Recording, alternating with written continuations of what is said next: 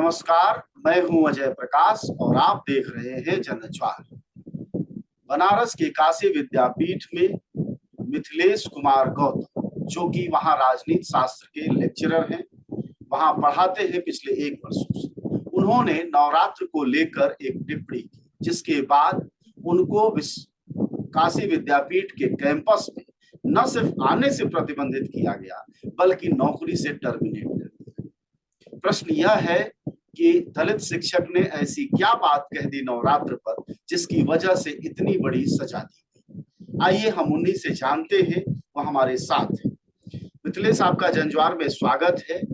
हमारी हाँ, कोशिश नमस्कार होगी सर। कि हम आपकी आवाज को ठीक ढंग से जनता तक पहुंचा सकें। तो पूरी कहानी आप शुरू से बताइएगा संक्षेप में कि असल में आपने ऐसी क्या टिप्पणी की। नमस्कार सर। जैसा कि आपने मेरा नाम डॉक्टर मिथिलेश कुमार गौतम है सर। विगत 1 वर्षों से सर मैं पॉलिटिकल साइंस पढ़ाता हूँ।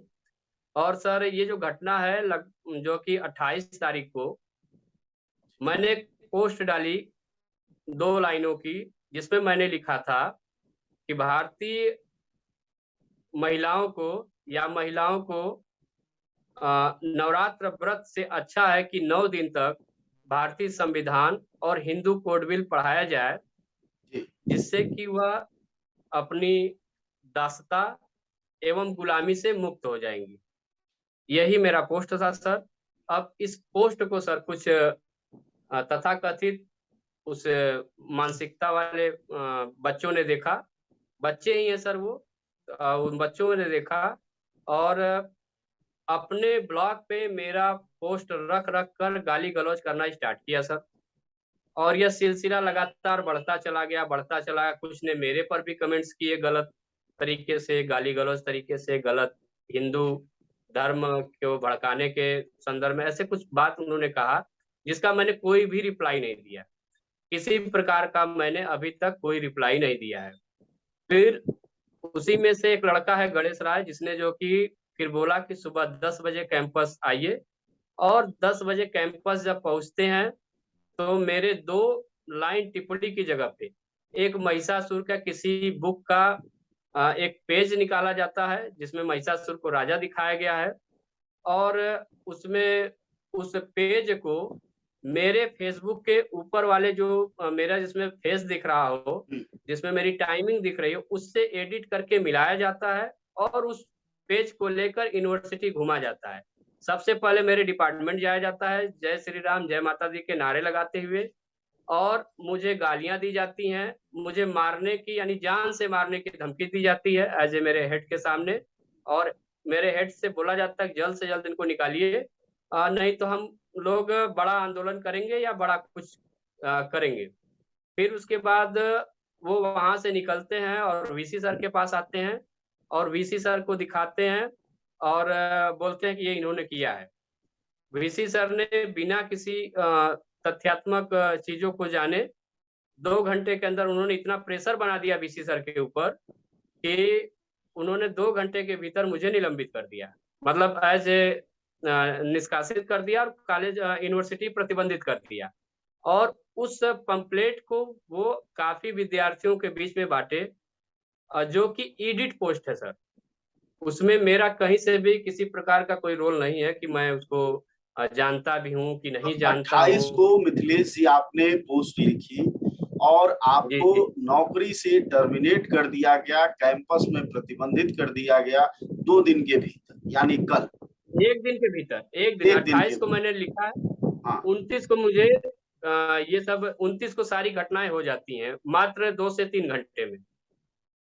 यह जब आप पोस्ट लिख रहे थे कि औरतों को हिंदू कोड बिल या भारतीय संविधान पढ़ना चाहिए नवरात्र में देवी जी की जगह पर, तो आपकी मंशा क्या थी, कहना क्या सर चाहते थे? मेरी मेरी मंशा सर ये थी, जहाँ तक मैंने जो संविधान पढ़ा है और समझा है और जो सामाजिक स्तर को देख रहा हूँ, मुझे कहीं न कहीं लगता है कि समाज में अभी भी महिलाओं को सेकेंडरी का दर्जा दिया गया है। पुरुष को जो कि प्राइमरी का दर्जा दिया गया है। मुझे लगता है कहीं न कहीं दोनों की समान भागीदारी होनी चाहिए। चाहे वो किसी भी पर्पज से हो, किसी भी जगह हो, यानी सब लोग को समानता के तहत देखा जाना चाहिए, न कि स्त्रियों को, महिलाओं को एक वस्तु के रूप में, जो कि सदियों से उन्हें देखा चला आ रहा है, उसको देखते चले आ रहे हैं। मेरा बस यही मंशा थी कि काश, क्योंकि मैं संविधान पढ़ाता हूँ, तो मुझे लगा कि काश मेरे इस मैसेज से, जो कि जितने लोग जुड़े हैं, खास तौर पे महिलाएं जुड़ी हैं, तो उनके अंदर एक भावना जागृत होगी कि हाँ, थोड़ा संविधान पढ़ना भी चाहिए, या हिंदू कोड में है ऐसी क्या चीज, क्योंकि मैं टीचर हूँ, तो उनको लगना भी चाहिए कि हाँ, इसमें क्या ऐसी चीज है कि जो हम लोग नहीं समझ पा रहे हैं, तो जरूर पढ़ना चाहिए हम लोगों को। मेरी यही भावना थी कि अगर वो पढ़ेंगी तो अपने अधिकार को जानेंगी। चूंकि आप सब देख ही रहे हैं कि चारों तरफ वर्तमान में क्या स्थिति चल रही है, और मेरी कोई गलत मंशा उस पोस्ट में नहीं थी। जब छात्र आपके सामने आए 28 को लेकर और आपको बुलाया, और जब आप कैंपस में पहुंचे और उसके को लेकर जब आपको गालियां दी गई, जान से मारने की धमकी दी गई, आपके हेड ऑफ डिपार्टमेंट के सामने यह हुआ, वीसी के सामने बच्चे गए, छात्र गए, और वहां भी हुड़दंग की, इस पूरी प्रक्रिया में विश्वविद्यालय प्रशासन का क्या रोल था, और खासकर तब जब आप एक दलित शिक्षक? मुझे लगता है कि विश्वविद्यालय प्रशासन जो है, खास तौर पे जो पदाधिकारी हैं जिनको के सुरक्षा व्यवस्था की जिम्मेदारी दी गई है, मुझे नहीं लगता वो मूक बधिर होकर देख रहे थे कि इस पे कोई एक्शन लिया जा सके, क्योंकि ये वही छात्र हैं जो कि पिछले समय में प्रोफेसर सुशील गौतम को मारे भी हैं। मतलब बकायदे 2 साल पहले उनको बकायदे मारा गया है कैंपस में, 2 साल पहले। और अभी पिछले साल अभी प्रोफेसर के एस जायसवाल सर को, ये दोनों लोग बड़े पद पे हैं इस समय, हेड एंड डीन के पद पे हैं। पिछले साल प्रोफेसर के एस जायसवाल सर को काउंसलिंग के दौरान मारा जाता है, कॉलर पकड़ा जाता है, फिर भी प्रशासन उस लड़के के अगेंस्ट में कोई भी एक्शन नहीं लेती है। वह लड़का आराम से चुनाव लड़ता है। पिछली बार, अब की बार जो चुनाव हुआ है सर, उसमें वह प्रेसिडेंट का चुनाव लड़ता है और हारता है। वही लड़का मेरी पोस्ट को सबसे पहले गलत तरीके से समझा है और गलत तरीके से मेरे बारे में गाली गलौज लिखना स्टार्ट किया है और सबको शेयर करना स्टार्ट किया है। उस लड़के का नाम है गणेश राय, जो कि कभी मुझे मुझसे मेरा ही पैर छूकर कभी मुझसे जो कि विनती करता था कि सर ऐसे है वैसे है, इस तरीके की बातें वो करता था। तो मैं उसको सलाह भी देता था कि बाबू पढ़िए लिखिए आप, जो कि ये सब तरीके ठीक नहीं है। और वही लड़का आज मेरे अगेंस्ट में किया है।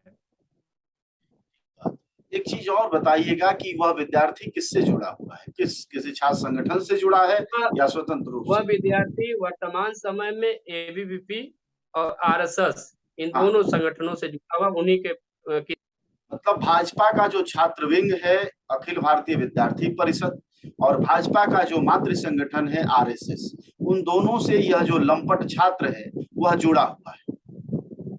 जी सर, हाँ, दोनों विचारधाराओं से वह जुड़ा हुआ है और उसी पे जो कि वह काम कर रहा है।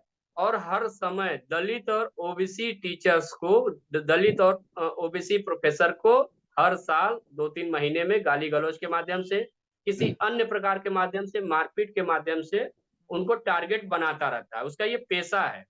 तो आपने कभी उनको यह कहने की कोशिश नहीं की ऐसे छात्रों को कि भाई प्रधानमंत्री दलितों का पैर धोकर रखते हैं, चरण रज लेते हैं, उसके अलावा आरएसएस कहती है सभी हिंदू एक हैं, तुम इन दलितों और पिछड़ों प्रोफेसरों के खिलाफ क्यों लंपटाई करते हो? सर, ये है भी कि वह पिछले कुछ समय से दलित वर्ग के साथ भी रह रहा था। अच्छा। और वो कहीं न कहीं एक साजिश का शिकार हुआ है। चेहरा सर वो नहीं है, चेहरा विश्वविद्यालय में कुछ तथाकथित सवर्ण मानसिकता के शिक्षक और कर्मचारी हैं, जो कि उसके पीछे खड़े हुए हैं। नहीं तो इतनी जल्दी इतना बड़ा सर जो कि मैटर हो जाना ये संभव नहीं था कहीं से भी। तो वो उनके पीछे खड़े हुए हैं एज ए हैंड सपोर्टर के रूप में। क्योंकि सर वर्तमान समय में काशी विद्यापीठ में देखा जाए तो दोनों की स्थिति, जो कि दलित शिक्षक और सवर्ण शिक्षक की स्थिति, लगभग बराबरी के कगार पे पहुंचने वाली है।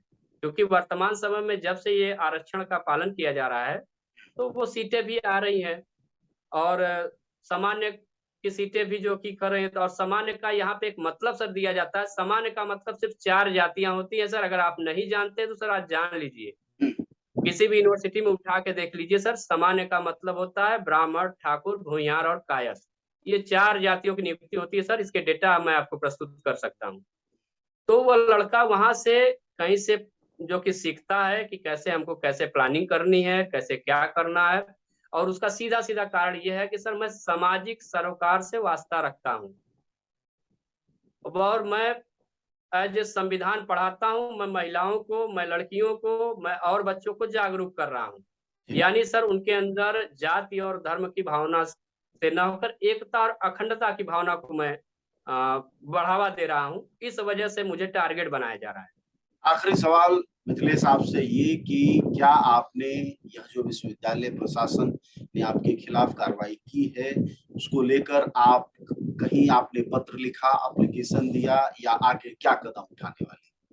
सर जैसा कि आपको ज्ञात होगा कि हम संविधान को जानते हैं तो संवैधानिक आदमी हैं सर। मैं संवैधानिक तौर पे जो कि काम करना चाहता हूं। जब वाइस चांसलर महोदय ने मुझे निलंबित ही कर दिया, निलंबित कर दिया, इसके अलावा प्रतिबंधित कर दिया, तो सर मैं कैंपस तो जा नहीं सकता हूँ। ये तो सीधे सीधे उल्लंघन हो गया सर। जब वाइस चांसलर महोदय बुलाएंगे तभी मैं कैंपस के अंदर एंट्री करूंगा सर। इसलिए लेकिन फिर भी मैंने एक पत्रक आज, और ये जो गलत चीजों को जो किया गया है जिसपे कि मेरी फोटो लगा के मेरे फेसबुक का और महिषासुर का एक पेज को लगा के उसको उनके समक्ष प्रस्तुत किया गया है, उस तथ्य को मैंने उनके समक्ष प्रस्तुत कर दिया है। और अब वह जो कि जैसे सर जो कि उचित समझे निर्णय लेंगे सर। दूसरी चीज है कि मैं अपने प्रोटेस्ट के लिए लगातार, क्योंकि मेरे गिरफ्तारी के लिए और जगह जगह चीजों के लिए प्रेशर बनाए जा रहे हैं फेसबुक पे और जगह पे, इस पे लगातार जो कि गाली गलौज और चीजें लिखी जा रही हैं। तो मैंने थाने में एक सिर्फ कोई नहीं, एक एप्लीकेशन मैंने डाल दिया है। सुरक्षा इसके के अलावा लिए? मैंने सुरक्षा के लिए सर कि क्या है, तो मतलब क्या पता कल को मेरे साथ क्या हो जाए। और इसके अलावा मैं सुबह जो कि एक मेल किए हैं दिल्ली एससी कमीशन को सर। मैंने एक मेल किया, इसके अनुसूचित अलावा सर मैंने जाति नहीं किया। आयोग को आपने एक मेल किया है जी? हाँ, अनुसूचित जाति आयोग को मैंने सर सुबह ही मेल कर दिया है एक पत्र जिसमें उनके नाम भी हैं और मेरे साथ जो हादसा हुआ है, जो यह हो रहा है, अभी भी हो रहा है सर, जिससे कि मैं मानसिक, शैक्षिक, सामाजिक एवं आर्थिक रूप से बहुत ही अपने आप को प्रताड़ित महसूस कर रहा हूँ। मुझे लग रहा है कि मैं किस तरीके के मतलब भारत में रह रहा हूँ कि जहाँ पे अभिव्यक्ति की आजादी नहीं है या संविधान एकदम खतरे में नजर आ रहा है और जहाँ पे सिर्फ और धर्म और जाति की लड़ाई लड़ी जा रही है। ये सब जो की, जबकि वहां पे एक लड़के को उसी दौरान सिर्फ उसने, वो सिर्फ एक मुस्लिम लड़का था एज ए चीफ प्रॉक्टर के सामने, उस दौरान जब ये भीड़ जा रही थी 8-10 बच्चों की, तो एक लड़का मुस्लिम कलमुद्दीन है, उसके सर को मार के फोड़ दिया जाता है सर। और अभी तक कार्रवाई सर नहीं हुई। उन्हीं लड़कों ने सिर्फ वह बोला जाता है तुम जय श्री राम के नारे लगाओ, तो वो अपना निकल रहा था क्योंकि वो पीजी 4 सेमेस्टर का स्टूडेंट है सर, और वहीं पे उसका सर मार के फोड़ दिया जाता है सर। अभी तक कोई कार्रवाई विश्वविद्यालय प्रशासन की इन लड़कों पे नहीं हो पाई है। कि लड़कों पे विश्वविद्यालय प्रशासन उन पर प्रतिबंध लगाना चाहिए, उनको नहीं आने देना चाहिए। और इस तरीके से जो राग द्वेष फैला रहे हैं उनको, वास्तविकता तो ये उनको उस 4 दीवारी से बाहर करना चाहिए। तभी हम एक एकता और अखंडता में जो कि हम लोग बध पाएंगे, क्योंकि ये सब लड़के धर्म और जाति की राजनीति करते हैं और उसी से जो कि वास्ता रख रहे हैं सर। कमलुद्दीन का यह गुनाह था कि उसने जय श्री राम के नारे काशी विद्यापीठ जय श्री राम विश्वविद्यालय में और जय तब नहीं माता दी के लगाए नारे जब ये छात्र आपके खिलाफ नारे लगाते हुए जा रहे थे सर। बिल्कुल सर, बिल्कुल आप सही है सर, मैं आपकी बात से सहमत हूँ। ये जब जा रहे थे तो कलामुद्दीन रास्ते में मिल गया इनको और जय श्री राम जय माता दी के नारे के लिए उससे बोला गया। अब वो फिर जाने लगा जब, तो उसको पकड़ के उसके सर को फोड़ दिया जाता है सर। ठीक ये है उसी आपका दिन की बात घटना है सर। जी। उसी दिन की घटना है जिस दिन ये जो कि मेरे खिलाफ ये जो उसकी चीजें चल रही थी कैंपस में। जी सर। बातचीत के लिए शुक्रिया मिथिलेश आपका। हमारे साथ बातचीत कर रहे थे मिथिलेश कुमार गौतम, जो कि काशी विद्यापीठ में राजनीति शास्त्र के टीचर है। उन्होंने एक पोस्ट लिखी, जैसा कि उन्होंने खुद ही बताया कि पोस्ट में क्या लिखा और पोस्ट लिखने के बाद किस तरह से छात्रों का एक हुजूम जो कि अखिल भारतीय विद्यार्थी परिषद के साथ जुड़ा हुआ है, उसने गलत ढंग से उनके पोस्ट के ऊपर एक पोस्ट लगाई और विश्वविद्यालय में नारे लगाए। नारे लगाने के बाद गाली गलौज किया, इनको जान से मारने की धमकी दी जैसा कि कहना है। और इन्होंने बताया कि कमलुद्दीन नाम का एक युवा जिसे जय श्री राम के नारे लगाने के लिए मजबूर किया गया, उसने नहीं लगाया तो इसका सिर फूंक दिया। लेकिन कार्रवाई किसके खिलाफ हुई? मिथिलेश कुमार गौतम के खिलाफ। ये न्याय है, न्याय की प्रक्रिया है। खैर, मिथिलेश कुमार गौतम मांग करते हैं कि भारत संविधान से चले, लेकिन आंखों के सामने जो हो रहा है उससे नहीं लगता कि संविधान कहीं आसपास खड़ा है। ऐसे में सोचना होगा हमें कि क्या शिक्षक अपनी अभिव्यक्ति बंद कर दें, विवेकशील लोग अपनी तार्किक बातें करना बंद कर दें, और सबसे बड़ा सवाल यह कि क्या स्त्री सशक्तिकरण के इन प्रश्नों को लोग कूड़े में डाल दें और रामायण और रामचरितमानस के केवल पाठ करें। क्या यही विश्व गुरु बनने का टोना और टोटका है?